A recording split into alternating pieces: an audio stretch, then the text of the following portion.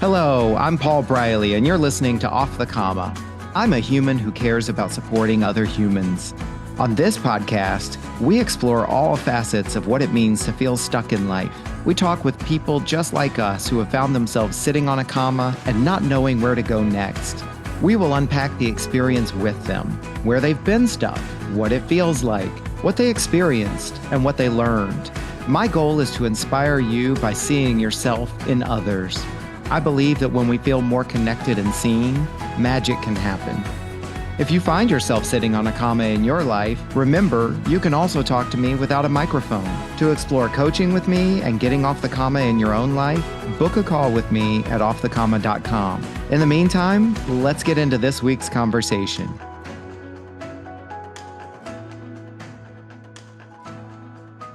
And we're back for another episode of Off the Comma. And this week I am particularly excited because we're going to be talking to Trish from the UK. And Trish is someone that I only know remotely. Trish and I haven't really had a chance to meet before this recording.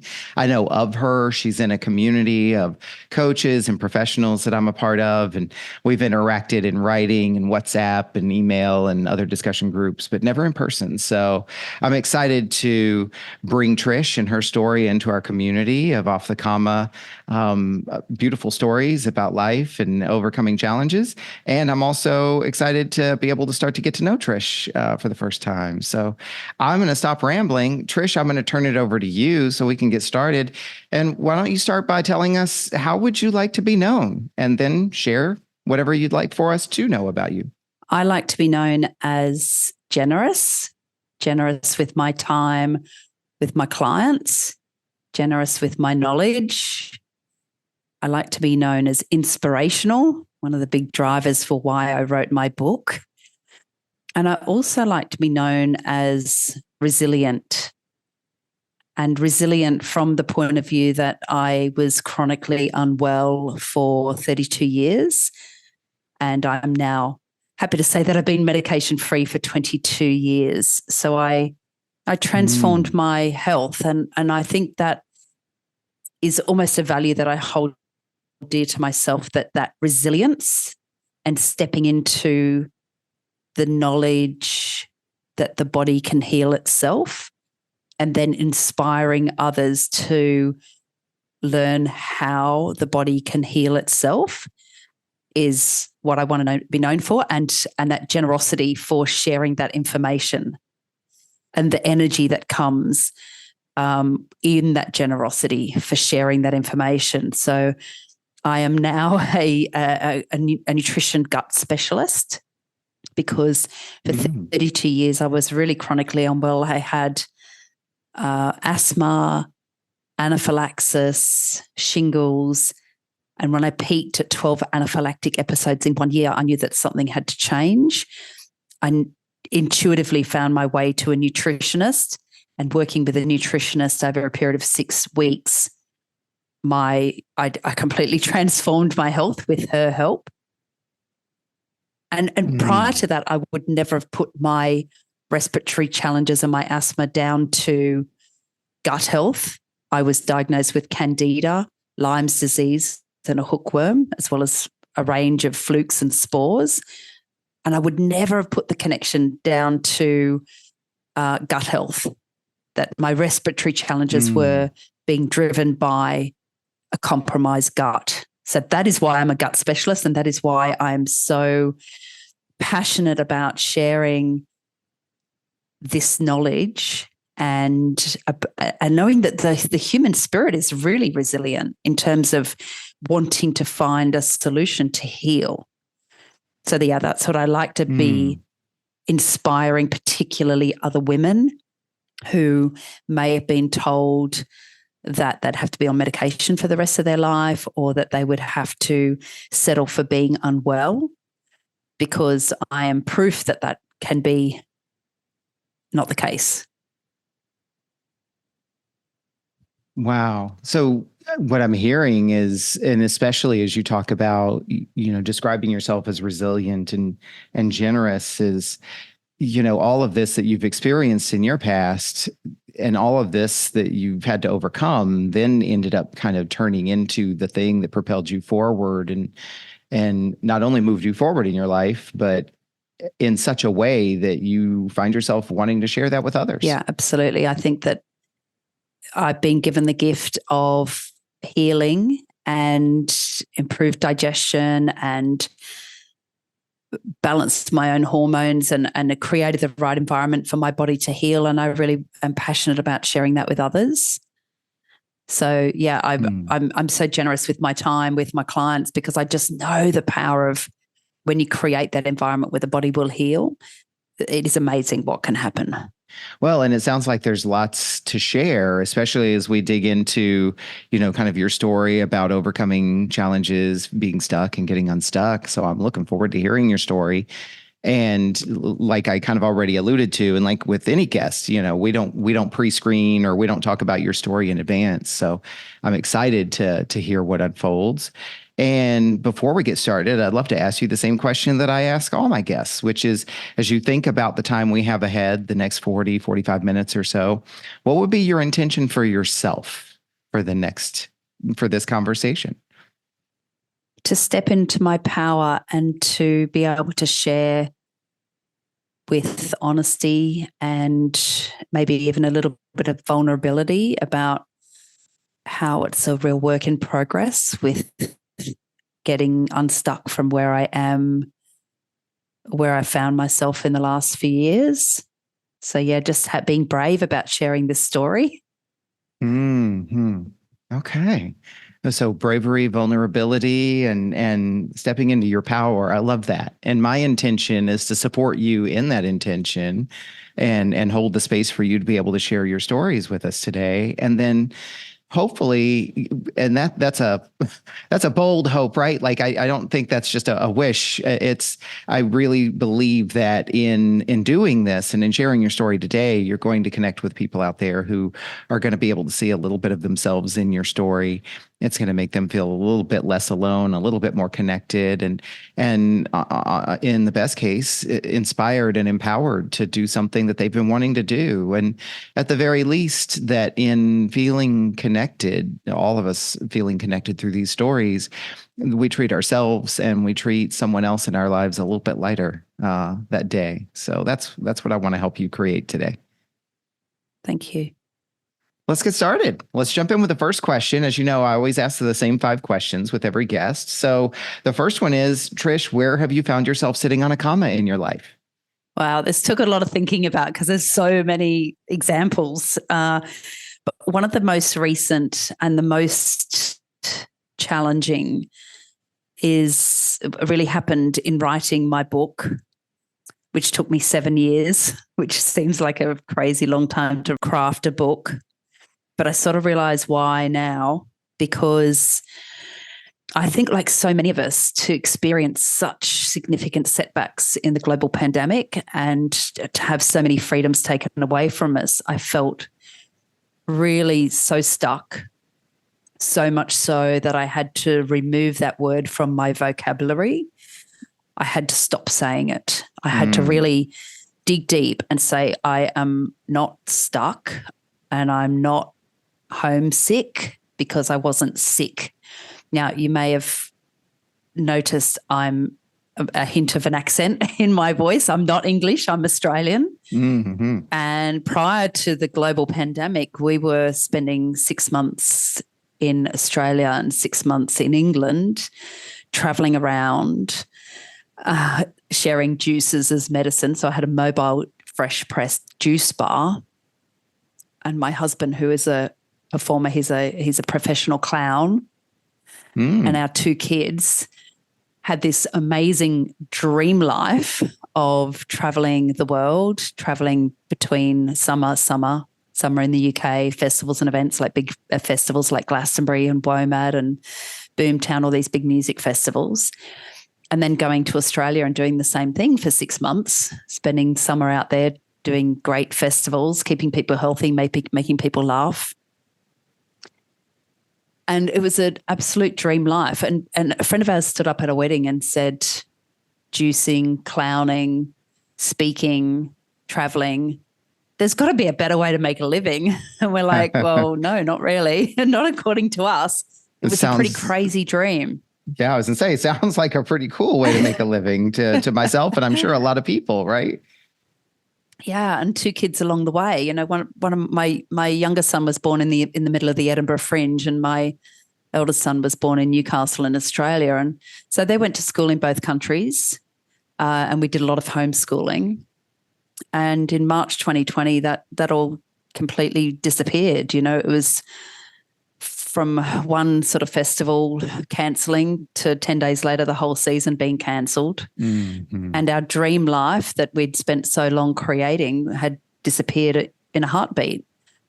And all of our work was public facing. All of our work was events and people. And I'd already started to write my book at this point. And it was a book about juicing and chakra healing, and it was a recipe book really about healing and a bit about my healing journey. So where I really got stuck was, what is my dream life, my perfectly, specifically designed, passionate, adventurous life look like now that all that is taken away? And I can no longer travel, and I can no longer do my work. And I'm in the middle of trying to write a book, and I'm now finding myself homeschooling my children in a way that I'd never envisaged, because homeschooling always looked like, oh, let's go to Glastonbury Kids Zone and learn about beatboxing or drumming or some wacky Green Futures project or something, you know, really out of the box. Mm-hmm. And so now we didn't have enough devices in the house to homeschool our children in the way that the school wanted them to be homeschooled. And we were both having to redesign and reinvent ourselves in a heartbeat, in a millisecond, it seemed. Yeah. And I really had to dig deep and work out what it was that I wanted to write about, because I was in the menopause. I was having panic attacks. I had already decided to be sober. I was sober all of the lockdowns. I had already changed my relationship with alcohol. That was a necessary thing that I had to do. I was sober curious for quite some time before that. So I was resilient, and I decided that, no, I'm definitely not drinking through these lockdowns. Mm-hmm.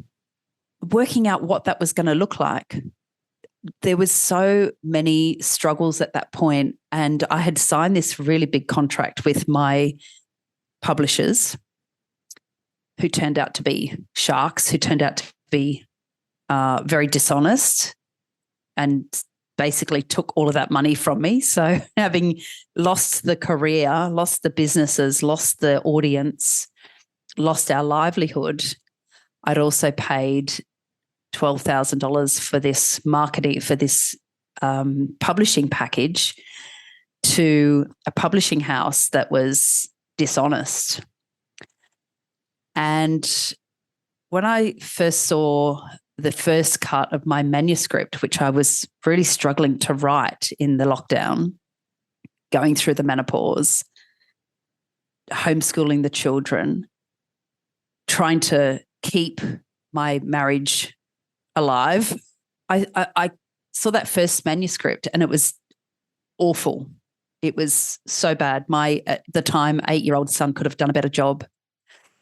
And in the small print of this publishing deal that I had signed, it said, as soon as I get the manuscript, basically any change beyond that would cost $70 and there would have been about 1,000 changes needed.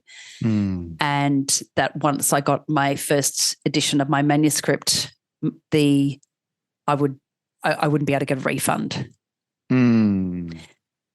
So I was like, it was like I had double lost my sense of self and my whole sense of what I was writing about and what I was standing for and what I wanted to bring into the world. You know, I had this amazing life where I was traveling around, inspiring people to be healthy, keeping people healthy at festivals and events, speaking at retreats, I had this book inside me that wanted to come out.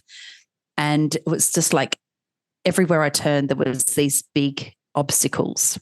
So, Trish, I'd love to just reflect back some of what I'm hearing so far, because I could definitely hear, just the overwhelming challenge in all of this. I mean, certainly you were not spared the effects of the pandemic like so many people around the world. And yet, your experience you're describing is it affected all parts of your life. It did so many people, but your life was about mobility. Your life was about being out in the world. And then the pandemic took that away. So you had to reinvent, as you said, all parts of your life. And as you also said, like, so many things became that's not going to work that way anymore. You've got to do it differently.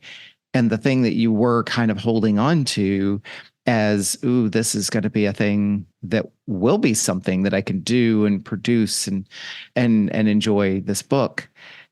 All these hopes and expectations you had for it, now suddenly someone else has put blocks in the way. It sounds like so much that was just not working for you during this period. Oh, I was being so blocked. And I was not in my flow. And I'd had this panic attack late one night on it was the 6th of January. And they just announced in the UK that we were going into another 3-month lockdown. And we always thought that, they'll keep the schools open, but they decided to close the schools. So we had more homeschooling. And I was like, how am I ever going to get this book done with all of these blocks? And I was so deep in self-doubt. My self-esteem was absolutely on the floor, and my marriage felt like it was in the bin. My relationship with my kids was just so stressful. And here I am trying to write about being inspirational and stepping into your healing power, and how do you nourish and cleanse and live your ideal, strong, vibrant, healthy life full of vitality, when I was not feeling any of that. I was feeling overwhelmed, stressed to the eyeballs, so lacking in confidence. Like, who am I now that all of this freedom that I had was taken away? Here I am stuck in England, stuck at home, feeling so overwhelmingly homesick. Am I ever going to see my family again? Am I ever going to be able to travel again? And how can I now find in myself to continue to write this book? Mm-hmm. I just didn't know where to turn, and it just seemed like every block. So I was working with this photographer for 2 years prior to the lockdowns, and I would go and I would make all the recipes with her. I'd go and shop, get all the ingredients for the recipes, and I'd shop for everything, and then I'd go there. It'd be a 2-hour drive away, and we'd make all the recipes, and then we would photograph them, and every recipe would take, hours. And eventually the photographer came. She had some feedback that she wasn't happy with. There was all this grey background in the photos, and I'd shared these photos with quite a few colleagues and people that I respected, and everybody was coming back with the same feedback. Like, the photos are good, but the background doesn't really work. And I shared this with the photographer, and she totally cracked it at me. And she said, if you're not going to use that background, you're not going to use any of the photos. And I was like, what the hell? Like, I can't believe that the publishing houses let me down and the photographers now let me down. And it just seems like this is four years of hard work at this point. How am I ever going to get this finished given my current situation? I felt so stuck. The first thing I had to do was I had to remove stuck from my vocabulary. I had to remove homesick from my vocabulary.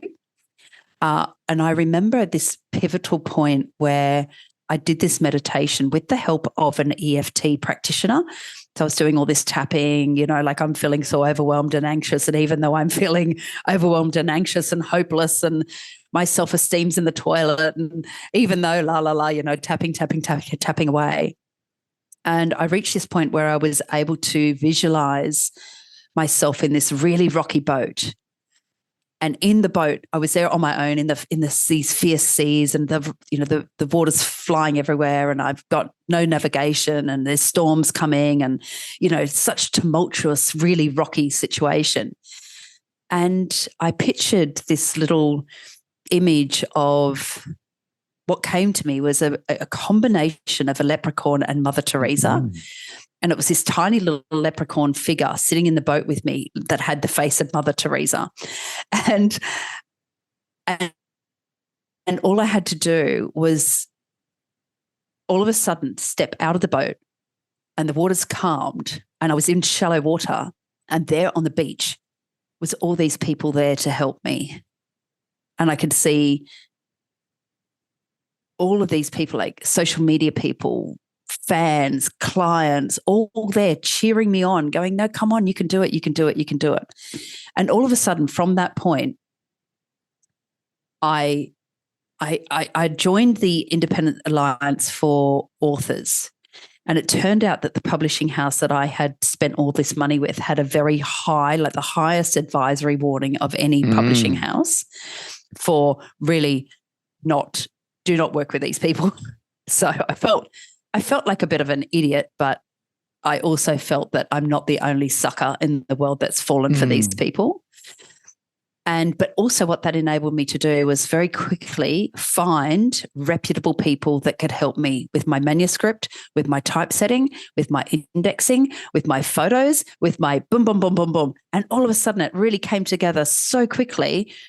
So from within 2 months of having that meditation, I had my manuscript and my book ready to go, ready to publish. Wow. That's wild. So I just think it was... Yeah, I mean, because like all the people on the beach ended up showing up in your life. That's amazing. Yeah.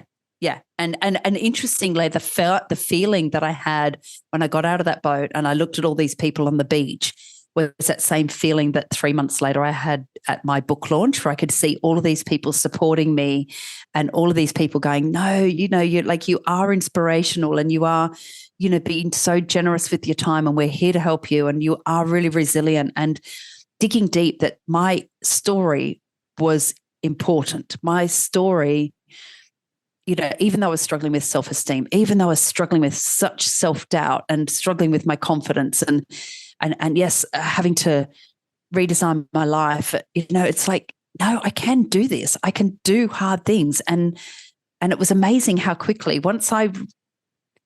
it was almost like divine timing, like all the procrastination and all the hiccups and all the rocky seas they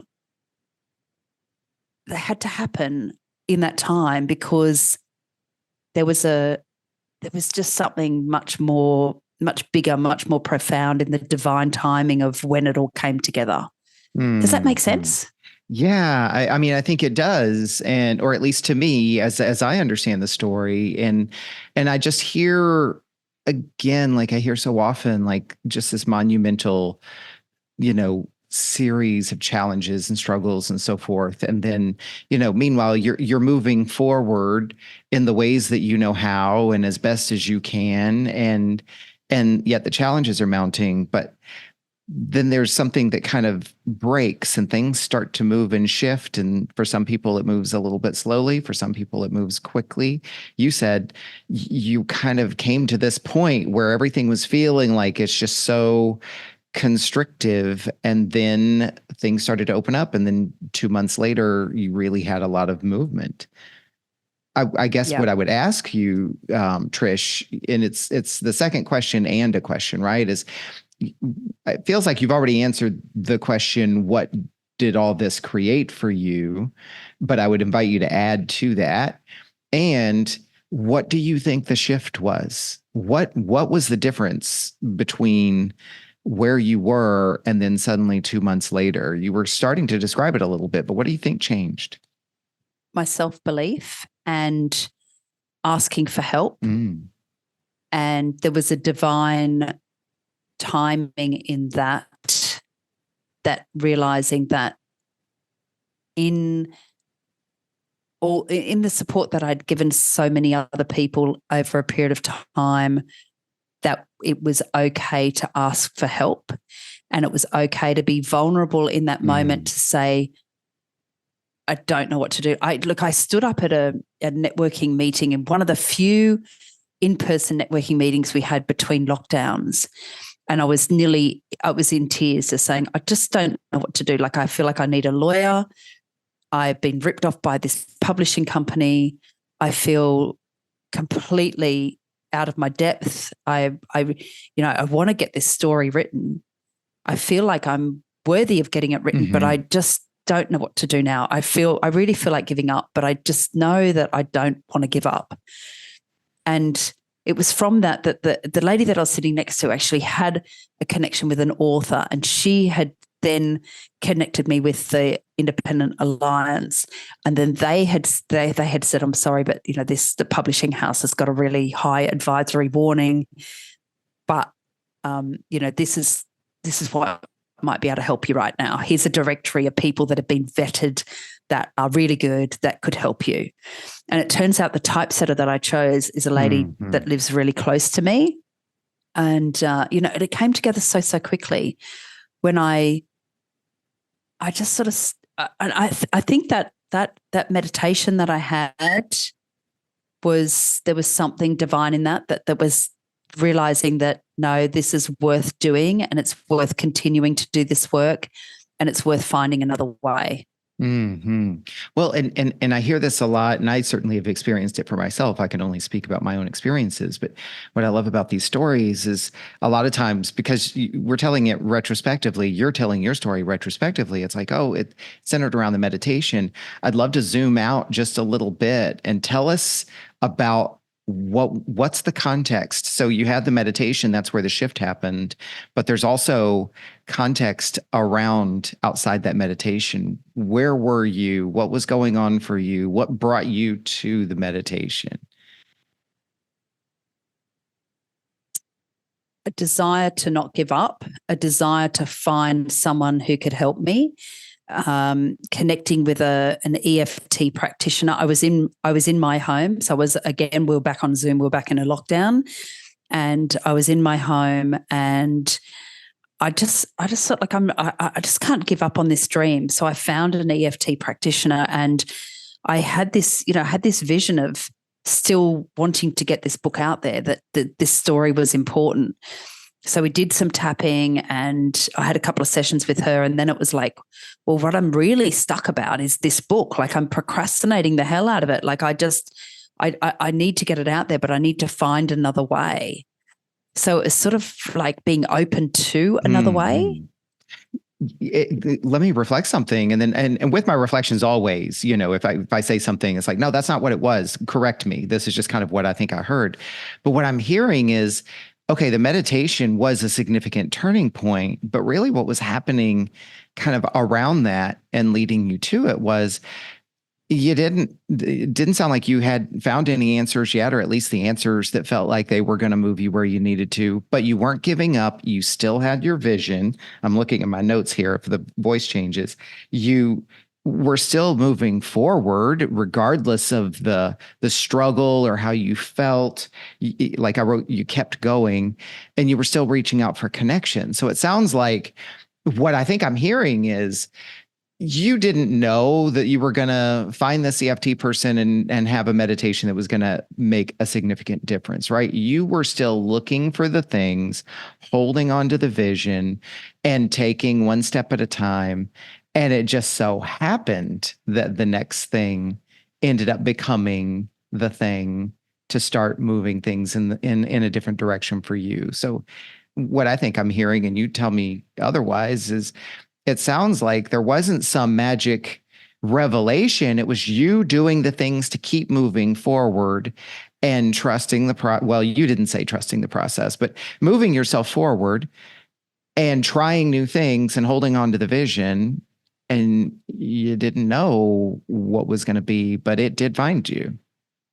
Absolutely. Like I think that, the big pivotal point yes, it seemed like it was that meditation, but really that Independent Authors Alliance, where the directory of people that could help me, but also realizing that, when I saw that this publishing house had the highest advisory warning, and at that time I felt so stupid, but I felt so like I felt that I wasn't alone in the fact that they've got an advisory warning for a reason. They're very good at what they do, and they're ripping people off.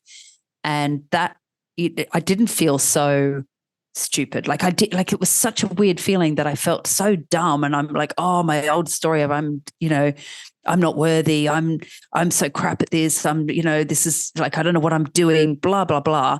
But at the same time, I was like, no, they're being dishonest and they've got an advisory warning, and it's not a reason to give up. Like, it's just an obstacle. Find another way to get this story out there.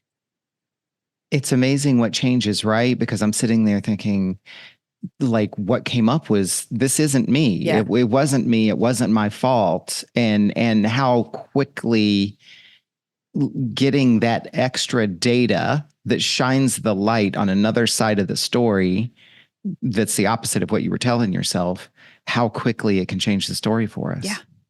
Yeah. So all of this is happening together. All of this is happening in conjunction with each other. There's no magic path. It's just all these things are happening and little pieces are moving into place that then start to bring you bits of clarity. Yeah, absolutely.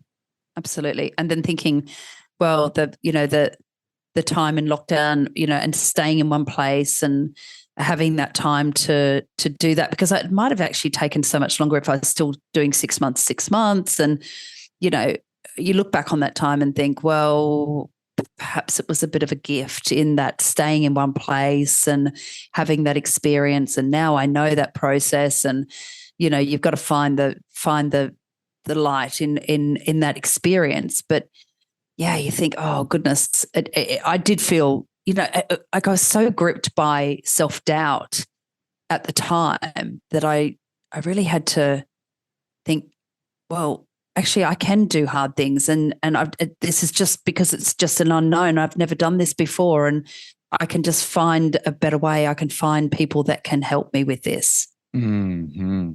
Trish, that's a perfect segue into our next question, because you're already going there. So what else did you learn about yourself as a result of sitting on this comma?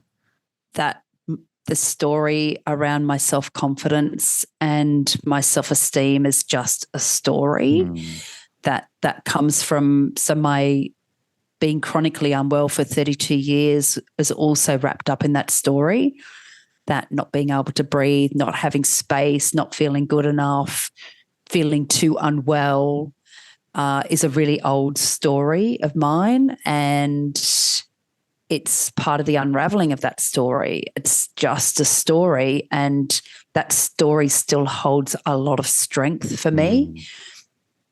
And so I just have to notice that when that's coming up, that, I can stand as a powerful and inspirational woman who's been through a health transformation, and I can be strong in that voice, and I don't have to be that, that little girl from a country town who's got nothing to give and not, no story that's worth hearing. And, it's such nonsense. But when you come from not being well and not being able to breathe and not being able to do sport and being poorly a lot of your life, then you can easily buy into that story. Mm-hmm.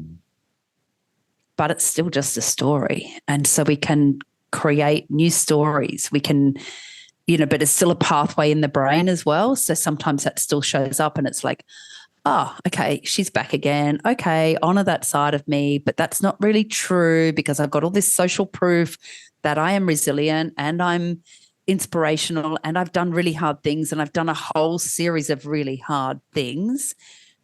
And I'm more that person than the person that struggles with low self-esteem and confidence and can't breathe and can't do things. Mm-hmm. That sounds really powerful right there. That's a really powerful statement to make. Yeah, it feels powerful. It feels powerful to share that from a different place, that from 4 years ago. This time 4 years ago was really a dark place for a lot of people, right? Yeah. Yeah, absolutely. And it's really fascinating to hear people all over, friends, loved ones, clients and guests on the podcast, how similar our experiences felt, in the moment, and how important it was for us to all connect with each other and in a way commiserate. And now here we are, 2024, and we're hearing people tell the story and really focus in on these segments and slices of what life was like for them, and to see the uniqueness. There's the shared experience, but then to see and hear people unpack what was really going on for them is so powerful, and it's so just telling about people's life experiences and journey. It's just really fascinating to be part of and to listen. Trish, what would you say has changed for you as a result of sitting on this comma? I still have to be very careful around my dialogue around feeling homesick. Living in the UK, I have to focus on the positive in every day, and I've done a lot of letting go and just letting God, letting the divine guide the timing of everything, and stepping into being of service and what that looks like the flexibility, like the rainbow serpent, almost that real flexibility that has to happen in life, that whatever challenges are thrown our way, to focus on restoring balance in my life, like making sure I'm focusing on resting and relaxing and meditating and emotional healing to allow the next chapter of the redesign, because I feel like I am in the process of redesigning again my life, rediscovering passions and things that light me up, even though we're not traveling in the same way, but letting go to what that looks like. And that's different for me. I think that I've always been so, I'm in control. I've got this adventurous life and the future's really bright and I've got all these lasting adventures and we're doing this, summer crazy life. And well, now that's all gone. It's like, okay, the rest of my life can be the best of my life and it will look different, but that's okay. Like, it's coming home to me and letting go of what that looks like and just finding the joy in the little things, even though they're just, maybe that adventure is much smaller now. And it's very strange. It's a very strange place to be, but it's just focusing on the gratitude, the positive, and finding all the things to be grateful for in this redesign. And that's why it's still, I feel like a work in progress. Like, I still feel that occasionally I feel a bit stuck on that comma and that longing, the grieving for that old life is okay. It's part of the process. Trust in that process. It's going to be okay. That's really powerful, because what I'm hearing you say is life is different, and you do still have feelings for and fond memories of, and maybe even longing for that old life. And yet you're also accepting the fact that for now, just that old life has changed. It is different, and you're able to look forward and still allow for the memories and acknowledge the experience that you had with the other life. But you didn't necessarily say, I can't ever have it again. It's just where I'm at now is not there. And I can look forward and look back and experience the feelings, and none of those have to take me to a place of not feeling empowered. Is that kind of what I'm hearing? Yeah, you've summed that up beautifully. I think the panic attack that I had in January 2021, that was such an extreme, out of the blue feeling. And I'd never experienced that before, and I never really want to experience that again. But I tell you what, if I do experience it again, I know exactly what I have to do. And a brown paper bag trick is a really good thing. You know, if anyone is listening, they have panic attacks, having the old-fashioned brown paper bag, it's a really good effect, good technique. But knowing, just trusting that it will be okay, and it does look different, but different is okay. And just, you know, finding the joy in the smallest of things. I'm getting really good at that. Yeah. Yeah, definitely. I can hear the shift. And, you know, one question that we didn't really answer. And so I'll ask the question. And then if that's also part of your response to the last question, then that's okay too. But I'm curious, you talked about, you know, after that narrowest moment when things started to shift, you had the meditation and the vision that came to you. And then you said 2 months later, your book was basically finished, but I didn't ask the clarifying question. What did happen with your book? Where did it land? Did you get it out there? I'm just really curious to hear where it went. Yes. So it is published. It's called Nourish Your Gut for a Positive Menopause. So writing a book about gut healing in the menopause during the lockdown was quite interesting. But yes, it did. It is out there. I launched it. I've launched it in Australia. So I have been back home since then. And I've just had 2 recent book launches in Australia and in the UK. And it is out there. So it has been birthed. And it's something that I'm incredibly proud of, and I'm getting excellent feedback about. And I think that was one of my biggest worries, is like, oh my God, what if people think it's crap? And what if no one reads it? And what if, and then what if it's, what if it's no good? And what if people just rip it apart? And the feedback that I've had is been phenomenal, that it's been really helpful, that it's really easy to digest. It's beautiful. It's got beautiful recipes. The photos look amazing. It is something that I feel really proud about. And I think, that I really had to dig deep in that whole process, that I was not going to give up. And it was worth going through all of those blocks and all of those icky feelings to get that out into the world. Yeah. Well, and it seems not only is the book done, but all of these things that you shared with us, or many of these things that you shared with us, had to do with elements of the book. And now they're complete. They're done. They're out there. You overcame each of those things, whether it was the publishing, the typesetting, the photography, the backgrounds, right? It sounds like all of that was able to get resolved. Yes. Wonderful. Wonderful. Trish, last question. What does getting off the comma look like for you?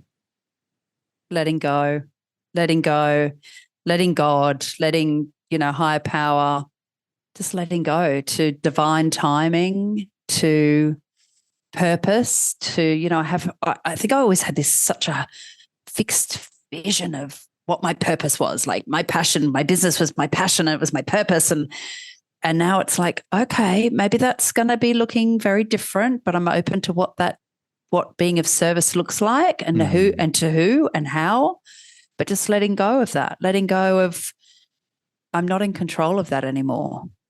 You've said divine timing at least 3 or 4 times that I've written down as you've been talking. And, we always operate under the assumption that we know what that means. And I think most of us can connect our own meaning to it. But I'd love for you to just elaborate a little bit more. When you say divine timing, what does that really mean for you? The magic that, when the timing is right, the magic happens. And when that is not up to us. We can do a lot to influence it.